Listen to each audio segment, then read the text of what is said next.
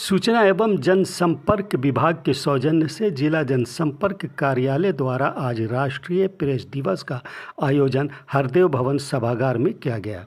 Press council of India द्वारा इस वर्ष राष्ट्रीय प्रेस दिवस के अवसर पर परिचर्चा के विषय के रूप में राष्ट्र निर्माण में मीडिया की भूमिका निर्धारित की गई थी।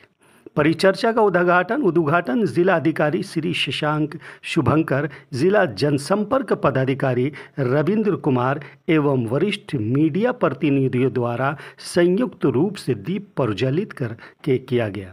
जिला जनसंपर्क पदाधिकारी ने आगत अतिथियों का स्वागत करते हुए परिचर्चा के विषय एवं प्रेस दिवस को लेकर संक्षिप्त जानकारी दी।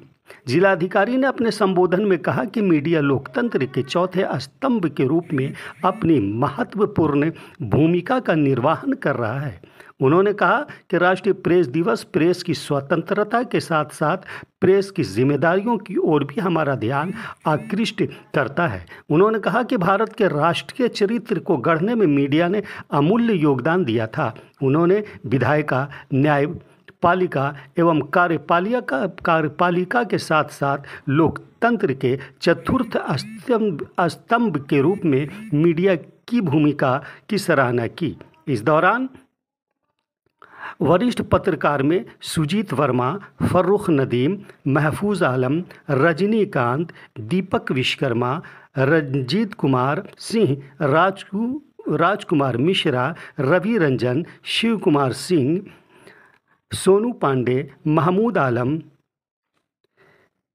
मुर्शिद आलम के अतिरिक्त अन्य मीडिया प्रतिनिधियों ने भी राष्ट्र निर्माण में मीडिया की भूमिका पर अपने अपने विचार रखे। डिस्कशन हुआ तो सबसे बड़ा स्ट्रेंथ किसी इंस्टीट्यूशन का यही होता है कि वो खुद को क्रिटिसाइज करके उसमें सुधार ला सके। तो शायद ही कोई ऐसी संस्था होगी जो अपने लिए मनाए जाने वाले दिवस के दिन अपने सेल्फ क्रिटिकल इतना होगी। ये आपकी सबसे बड़ी स्ट्रेंथ है। और ये जो खुद को क्रिटिसाइज करना और खुद में कमियां खोजने की जो प्रवृत्ति है, ये दिखाती है कि प्रेस और मीडिया का भविष्य बहुत उज्जवल है। कहीं से भी कोई निराशा की गुंजाइश नहीं, क्योंकि यही संस्था जो बैठ करके खुद में अपनी कमियां ढूंढ रही, वो संस्था हमेशा आगे बढ़ती है।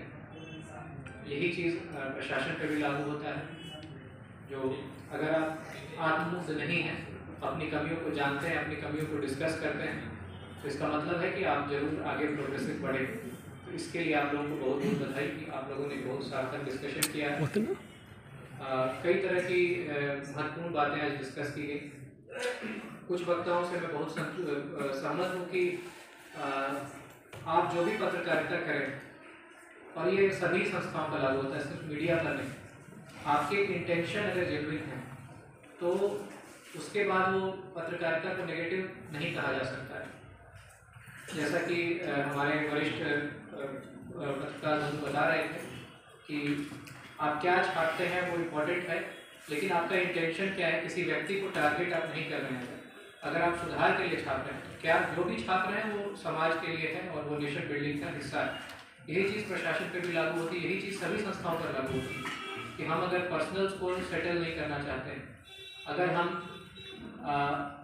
अपने आप को सेल्फ हीरोइज जो होता है कि खुद को चमकाना, उसके कारण से नहीं कर रहे हैं, बल्कि लोगों के कल्याण के लिए कर रहे हैं, समाज के कल्याण के लिए कर रहे हैं, या फिर सिस्टम में सुधार के लिए लिख रहे हैं, या फिर जो जेन्युइन परेशानी है उसको लिख रहे हैं।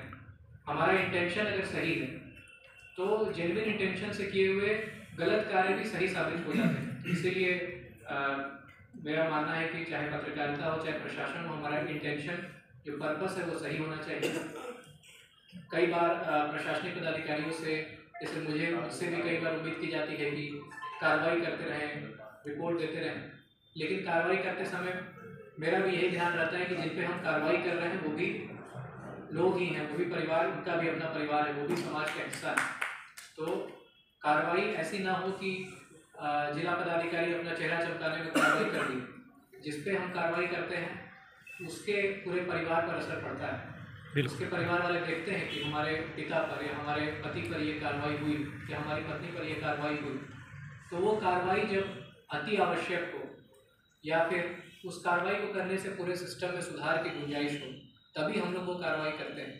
कार्रवाई सिर्फ इसलिए हम लोग नहीं करना चाहते हैं कि ये हो कि जिला पदाधिकारी बहुत स्ट्रिक्ट हैं या जिला, इसलिए कार्रवाई, क्योंकि हमारी कार्रवाई से बहुत दूरगामी प्रभाव पड़ते हैं और लोगों की पर्सनल ज़िंदगी या पर्सनल फैमिली भी प्रभावित होती है। इसलिए मेरा पर्सनल प्रयास यही रहता है कि कार्रवाई ऐसी ही हो जिससे सिस्टम में सुधार हो और लोगों को लगे, लोगों को आम जनमानस तक अगर उस कार्रवाई से फ़ायदा पहुंचता है तो ज़रूर कार्रवाई करें, अन्यथा किसी और पर्पज़ से कार्रवाई नहीं करें। और आप लोगों ने कुछ बातें बताई कि आप लोगों को जैसे डायरेक्ट बाइट नहीं मिल पाता है, तो ये समस्या जेन्युइन है, मैं इसे मानता हूँ, लेकिन प्रशासन की भी कुछ मजबूरी होती है, जैसे कि बाइट देने के लिए हम लोग को पहले बात की पूरी जानकारी होनी आवश्यक है। मीडिया को हम लोग इतनी लाइटली नहीं लेते हैं कि कोई भी फ़ोन किया और उसी समय हम लोग बाइट दे दिए। जो भी बाइट दें या कुछ बताएं तो वो पूरे मैटर के तह तक जाने के बाद ही देनी चाहिए, ये मेरा हमेशा पर्पस रहता है। और इसीलिए DPRO की संस्था बनाई गई है जो प्रेस रिलीज़ लगातार देती है। जो प्रेस रिलीज़ दिए जाते हैं वो पूरा रिसर्च करके मैटर के डिटेल में जाकर के दिए जाते हैं। अधिकतर बार जब बाइट के लिए फ़ोन आता है तो हम लोगों को उस मैटर की पूरी जानकारी नहीं होती और वो ह्यूमनली पॉसिबल भी नहीं कि कोई घटना घटी और तुरंत मेरे पास उसकी पूरी जानकारी हो और हम उसका पूरा डिटेल बता दें। तो अगर आपको आधी जानकारी प्रशासन से या प्रशासनिक शीर्ष पदाधिकारियों से मिलती है और वो आप कोट कर देते तो वो ज़्यादा घातक हो। इसीलिए ये व्यवस्था बनाई गई है कि समय समय पर जिला जनसंपर्क पदाधिकारी पूरा रिसर्च करके आप एक प्रेस रिलीज़ देते हैं और वो प्रेस रिलीज़ हम लोग लगभग सभी इंपॉर्टेंट विषयों पर देते हैं। चाहे इंपॉर्टेंट मीटिंग हो या कोई इंपॉर्टेंट विषय चल रहा हो जिले में, तो प्रेस रिलीज़ दी जाती है और उसमें लगभग